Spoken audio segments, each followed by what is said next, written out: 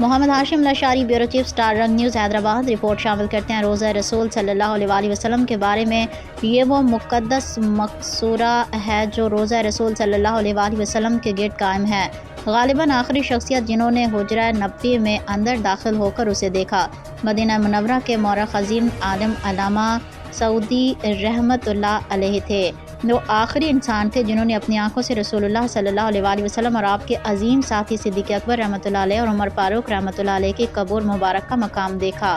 آئیے خبر کی مکمل تفصیلات جانتے ہیں ہمارے بیورو چیف، اسٹار رنگ نیوز، حیدرآباد، محمد ہاشم لاشاری کی تیار کردہ اس رپورٹ میں۔ یہ وہ مقدس مقصورہ ہے جو روضہ رسول صلی اللہ علیہ وسلم کے گرد قائم ہے، غالباً آخری شخصیت جنہوں نے خود حجرہ نبوی صلی اللہ علیہ وسلم کے اندر داخل ہو کر اسے دیکھا۔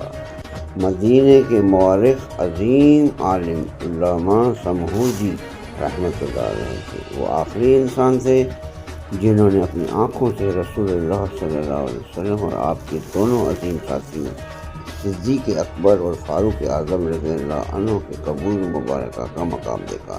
یہ واقعہ 868 ہجری میں پیش آیا۔ علامہ سمہودی نے اپنی آنکھوں سے جو کچھ دیکھا اسے یوں بیان فرمایا: میں حجرے کے پچھلے حصے سے داخل ہوا اور اسی جگہ تک رہا، آگے نہ بڑھا۔ وہاں میں نے ایسی خوشبو سونگھی کہ عمر بھر اس سے زیادہ پاکیزہ خوشبو کبھی نہیں پائی۔ پھر نہایت خوف اور حیا کے ساتھ افضل ترین انبیاء صلی اللہ علیہ وسلم کو سلام عرض کیا۔ پھر آپ کے پہلو میں آرام فرمانے والے دونوں برگزیدہ ساتھیوں کو جب میں نے یہ فریضہ ادا کر لیا تو میں نے مقدس جگہ کو غور سے دیکھا تاکہ مشتاقوں کے لیے اس کا حال بیان کر سکوں اور محبت کرنے والوں تک اس کی خوشبودار خبریں پہنچا سکوں۔ میں نے دیکھا کہ حجرہ شریف کی زمین ہموار ہے۔ میں نے اپنے ہاتھ سے اس کی مٹی کو اٹھائی تو وہ نم، آلود اور کنکریلی تھی۔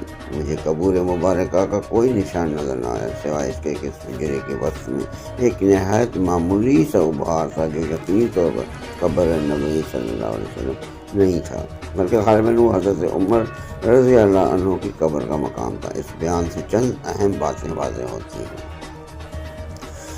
آج کل بعض لوگوں کو جس جگہ داخل ہونے کا شرف ملتا ہے وہ مقصورہ ہے جو حجرہ نبوی صلی اللہ علیہ وسلم کے گرد واقع ہے۔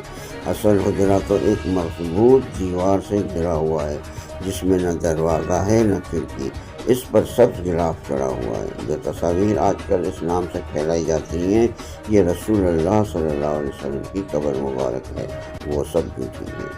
آپ صلی اللہ علیہ وسلم کی قبر پر کوئی عمارت نہیں، اور علامہ سمہودی رحمۃ اللہ علیہ کے بعد کوئی بھی شخص حجرے کے اندر نہیں پہنچا، نہ کسی نے اسے دیکھا۔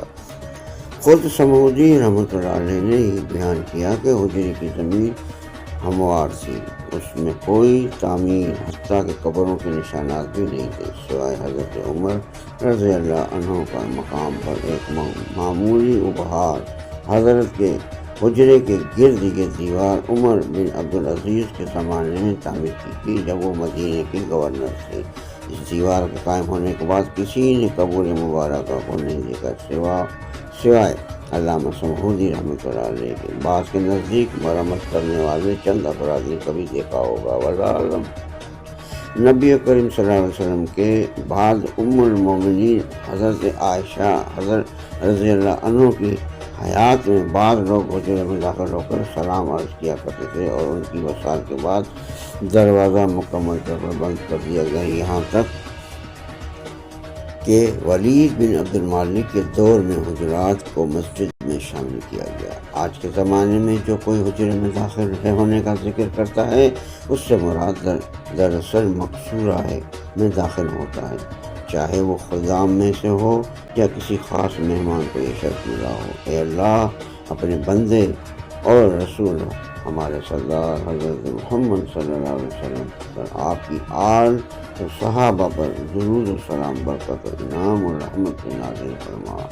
آج کے اس بابرکت دن ہماری درود و سلام صلی اللہ علیہ وسلم کی بارگاہ میں پیش فرما اور اسے اپنے ہاں مقبول قربت بنا دے، جس کے ذریعے ہماری حاجتیں پوری ہوں، ہمارے کام آسان ہوں، ہمارے سینے کھل جائیں اور ہماری مراد تک پہنچا دے، اور زمین مبارک میں ہمارے بھائیوں کی مدد فرما، ان کی بات کو بلند کر ان کی سرزمین کو پاک فرما، ان کی فتح میں جلدی فرما اور ان کے زخموں پر مرہم رکھ۔ بے شک تو سننے والا ہے، دعا قبول کرنے والا ہے۔